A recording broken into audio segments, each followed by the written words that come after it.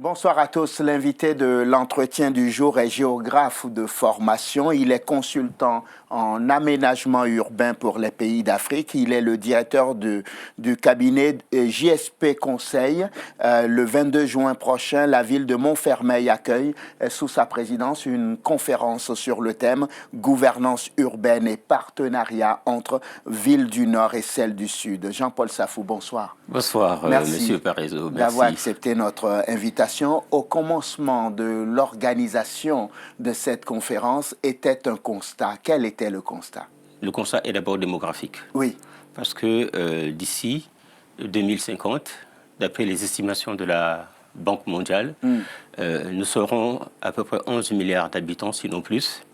Et sur les 11 milliards d'habitants, 70% vont occuper l'espace urbain. Oui. Le problème, ce n'est pas la démocratie, parce que bon, la démographie, oui. Mais le problème, c'est de se préparer à accueillir cette population-là. Donc, il faut que les experts en la matière, et c'est surtout l'espace urbain qui va recevoir la partie de la population, donc on a dit 70%, et 70% c'est dans l'espace urbain. Donc, il est temps, maintenant, que les experts se réunissent, partagent leur expérience, peut-être leurs inquiétudes, et trouvent des solutions. C'est maintenant. JSP Conseil a un slogan qui dit « Le monde de demain se construit aujourd'hui ». On ne va pas attendre demain, mais aujourd'hui, maintenant. Mais quand vous dites justement que le monde de demain se construit aujourd'hui, est-ce que vous voulez dire que nous sommes beaucoup plus, à l'heure actuelle, dans la gestion que dans la prospective ? Oh non, on est dans la gestion et dans la prospective en même temps, mais il faut stimuler, il faut inciter. Parce qu'il arrive toujours un moment où on semble s'endormir. Il y a un moment où tout va bien, on semble s'endormir. Vous voyez par exemple l'Afrique, au sortir donc des dépendances, on a cru que bon voilà, tout allait bien. Mais on s'est réveillé avec des dictateurs autour. Parce qu'on n'a pas été prévoyant, la population normalement. Donc il faut que les experts réveillent à chaque fois. C'est le sens de la réflexion. Pour en revenir donc à cette conférence, l'idée est de faire donc un parallèle entre la croissance démographique, évidemment, et quoi d'autre? Et l'espace. Et l'espace. Parce que cette population va habiter quelque part. Donc il faut bien qu'on ait des espaces, des conditions de les accueillir au lieu de subir. Vous dites que ce n'est pas la croissance de la démographie qui est le problème et qu'il faut donc gérer l'espace. Mais au bout d'un moment, la ville ne peut pas accueillir tout le monde. Et il y a des espaces à l'intérieur de nos États où personne n'habite jamais là-bas. Pourquoi on ne pense pas plutôt à aller loger les gens là-bas, à développer d'autres villes là-bas? Vous avez raison, mais le problème c'est qu'on n'impose pas aux gens là où ils vont aller.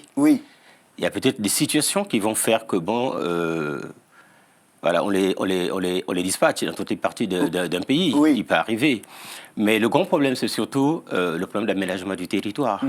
Mais c'est pour cela que nous anticipons avec ces conférences. Parce qu'il faut un projet d'aménagement du territoire. On a dit que 70% vont venir habiter en milieu urbain. Ce n'est pas forcément vrai.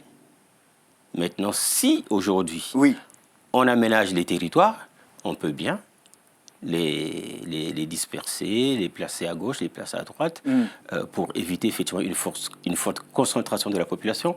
Parce que s'il y a une forte concentration de la population, il y a des fortes chances qu'il y ait explosion.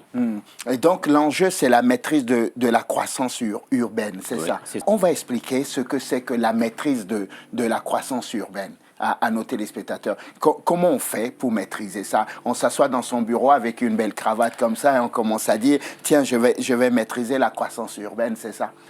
Je pense que la croissance urbaine se maîtrise en faisant appel à toutes les forces. Que ce soit les forces socio-professionnelles, les experts, les autorités, les politiques. Je reviens encore sur ce que j'avais dit dernièrement. La ville appartient à ceux qui la pensent. Donc, si on veut maîtriser la croissance urbaine, il faut des hommes et des femmes autour d'une table pour penser la ville. On ne peut pas décréter une loi comme ça, là, on maîtrise la ville. Non, ce n'est pas possible. Parce que les populations bougent. Aujourd'hui, quand on voit la migration actuelle, on voit les foules, mais on ne voit pas les problèmes urbains que ces foules déplacent avec eux. Parce que quand ils arrivent quelque part, il faut bien qu'on les loge. Quand ils arrivent quelque part, il faut bien qu'on les nourrisse. Ils sont dépourvus. Donc, c'est des problèmes qui se déplacent. Il n'y a pas que le peuple, les populations qui se déplacent, mais les problèmes se déplacent avec les populations. Donc, à un moment donné, il faut que les gens réfléchissent ensemble. Il n'y a rien à exclure. Il faut aussi sortir donc de la gestion parcellaire du problème urbain. Tout à fait, parce que j'étais invité à l'Institut Veolia pour une conférence sur le plastique. Et le fléau du plastique. Voilà. Et là, je me suis rendu compte que toutes les bouteilles qu'on trouve dans les côtes africaines ne sont pas produites que par les Africains. Elles viennent parfois de loin. Et là, on a monté une image, franchement, de l'Inde. Et des bouteilles qui voyagent. Et on ne sait pas où elles vont échouer.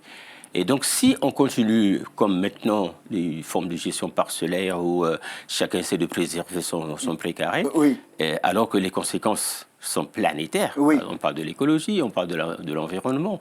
C'est des phénomènes planétaires. Donc, il faut une certaine coopération entre le Nord et le Sud, entre le Sud et le Sud, pour qu'on arrive à trouver des solutions. Quand on vous entend, plus je vous écoute, plus je vous entends, plus je lis parfois ce que vous publiez, plus je me dis, finalement, les pays du Sud ont besoin de relever beaucoup de défis dans les 10-20 prochaines années si on doit régler le problème urbain et le problème de la croissance en même temps. Est-ce qu'on peut citer quelques défis comme ça ? À part les problèmes que les populations traînent en venant en ville, par exemple.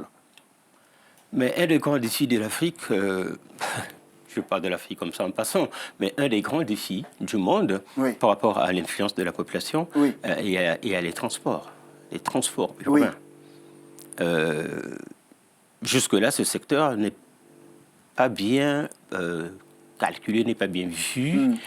On ne mesure pas l'impact de la population sur la croissance urbaine, parce que qui dit croissance urbaine dit extension, et qui dit extension dit suivi des déplacements et donc des problèmes qui sont suivis. Donc un des défis majeurs aujourd'hui pour une partie de la planète, il y a le transport urbain. Le transport urbain, tiens, puisque vous en parlez, dès que vous en avez parlé, j'ai pensé à certains pays d'Afrique où on voit de plus en plus de motos qui vont et qui viennent avec du carburant et complètement, comment ils appellent ça, des carburants qui vendent au bord de la rue comme ça et qui polluent à longueur de journée parce qu'il n'y a pas de transport en commun.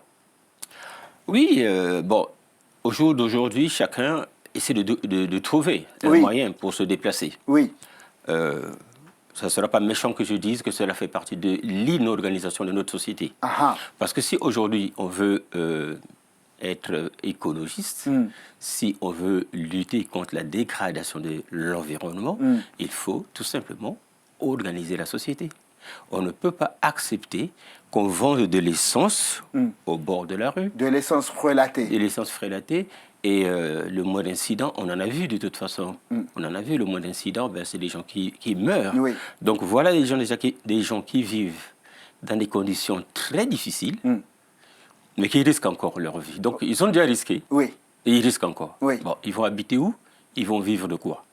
Mais il faut organiser la société. Il faut la réorganiser, cette société-là. Et c'est pas méchant, au contraire. Cette réorganisation, est-ce qu'elle doit, on doit se réorganiser en fonction de nos États, ou on peut imaginer de grands ensembles où on peut s'asseoir pour dire, bon, ok, nos villes vont connaître des accroissements, le Togo, le Bénin, la Côte d'Ivoire, etc. Est-ce qu'on peut avoir une politique commune de développement de villes, ou bien chaque cas est particulier? Non, chaque cas n'est pas particulier. C'est une lecture globale qu'il faut faire, mais le traitement doit être un traitement d'abord local avant de l'internationaliser, si vous me permettez l'expression. C'est-à-dire qu'il faut d'abord que le Togo, par exemple, ou le Bénin, réalise que en face de moi, j'ai des problèmes. urbains qu'il faut traiter. Une fois qu'on a commencé à traiter ces problèmes, on regarde maintenant l'autre côté. On donne des conseils. Voilà, nous, à la conférence, on parle des échanges sud-sud. Sud-sud et des échanges nord-sud ou sud-nord, comme vous voulez. Parce que si on n'a pas fait son constat, qu'est-ce qu'on va proposer aux autres? Il faut d'abord qu'on fasse un constat. Mais le constat doit être fait de façon locale. Comment elle se déroule, cette conférence? Il y aura des experts qui vont intervenir. Sur des thèmes bien précis. Voilà, bien précis, que nous avons rencontrés dans notre fly. Voilà, c'est comme ça que nous l'organisons. Voilà. Après, il faut qu'il y ait des débats, que chacun essaie de donner sa lecture de la situation urbaine aujourd'hui, et notamment avec cet impact démographique dans les années à venir. Est-ce que tout le monde peut y participer?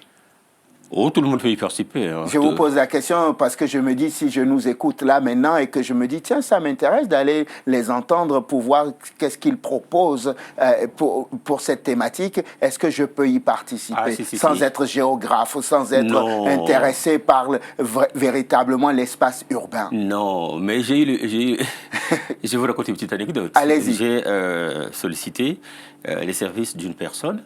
La personne me dit « Ah, mais non, moi, je ne suis pas spécialiste en urbanisme, je ne peux pas assister. » J'ai dit « Non, que ça ne vous fasse pas peur. Venez assister.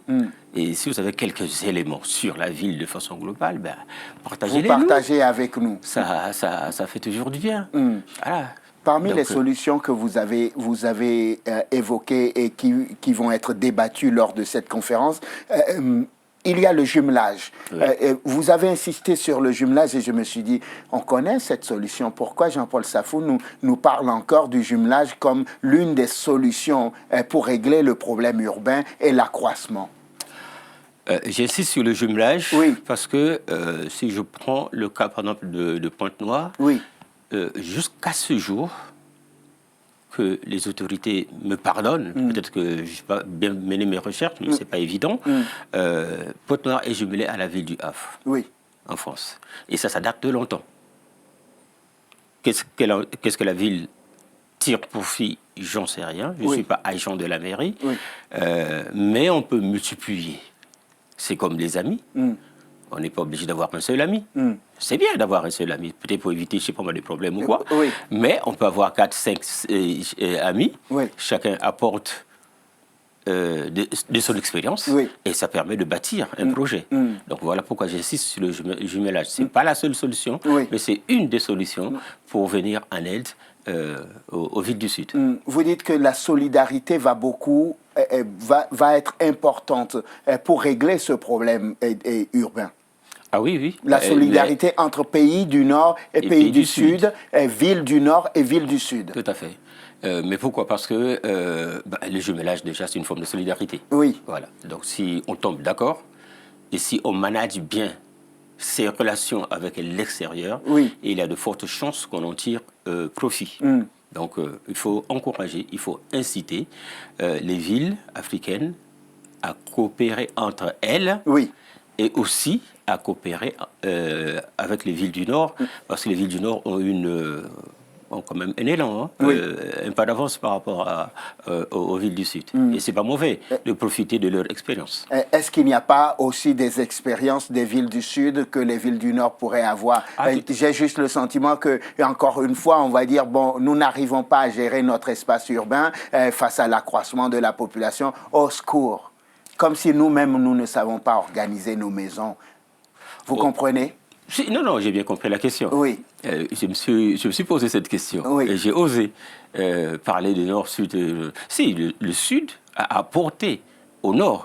Encore, c'est là l'intéressant de penser. Il faut qu'on trouve des éléments qu'on va proposer aussi aux villes du Sud. Un exemple simple, le patrimoine.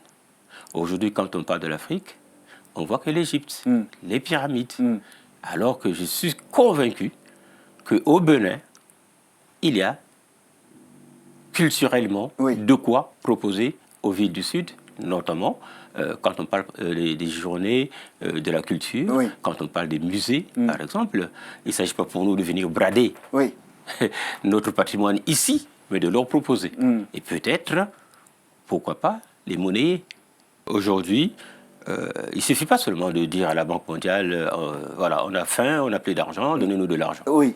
Mais nous avons de quoi nous occuper nous-mêmes sur le plan local. Revenons sur le patrimoine, revenons sur l'économie du tourisme. Oui. Il suffit de faire des recherches sur notre richesse patrimoniale et on arrivera à trouver des éléments pour mettre sur la place publique, récolter de l'argent, arranger nos villes. Pour celui qui ne connaît pas Montfermeil et qui doit participer à cette conférence, est-ce que vous pouvez l'aider à savoir comment il fait pour arriver et où se déroule cette conférence en fait? Alors cette conférence se déroule à Montfermeil. Oui. Pour ceux qui sont dans la région parisienne, il suffit de se rendre à la gare de Aulnay-sous-Bois. Oui. À partir de la gare de Aulnay-sous-Bois, on doit prendre le bus 613 qui prend la direction de Chelles et descendre à l'arrêt Les Bosquets. Oui. Et à partir de l'arrêt Les Bosquets, un seul point de repère, c'est le stade Henri Vidal, qu'on vient de reconstruire et qu'on vient même de l'inaugurer il y a de cela 2 semaines. Oui. Donc pour certains, ils peuvent passer par la gare Saint-Lazare, prendre le RER et descendre à Montfermeil, prendre le bus 601, descendre toujours au même arrêt, Les Bosquets, point de repère, le stade Henri Vidal. Oui. Ça se passe dans la salle Moulin-Sarr, avec T à la fin, au numéro 9 de la rue Corot. Bon, maintenant, ceux qui utilisent le GPS, par exemple, 93 370 Montfermeil. Très bien.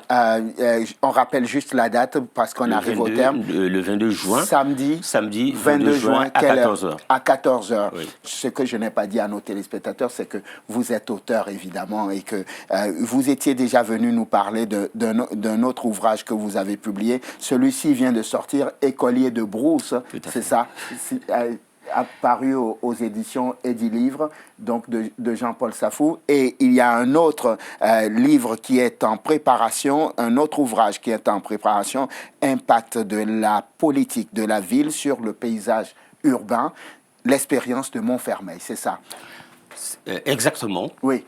Politique de la ville et paysage urbain, l'expérience de Montfermeil. L'expérience de Montfermeil. Merci pour la correction. Jean-Paul Safou, merci infiniment. Merci, monsieur Parizeau. Merci d'être venu dans l'entretien du jour, consultant en aménagement urbain pour les pays d'Afrique, directeur évidemment donc du cabinet JSP Conseil. Samedi prochain, je rappelle à nos téléspectateurs que vous organisez, vous donnez rendez-vous à tous ceux qui sont intéressés pour qu'ils viennent à une conférence donc pour parler de gouvernance urbaine, de partenariat entre villes du Nord et celles du Sud. Ce sera à l'occasion donc de cette conférence à Montfermeil, vous m'avez dit. Oui. C'est ça. Merci infiniment. Merci beaucoup. Merci à vous de nous avoir suivis. Je vous souhaite de passer une excellente suite de programme, évidemment, sur Télésud. On se retrouve demain pour un nouveau numéro de l'entretien du jour. D'ici là, portez-vous bien. À demain.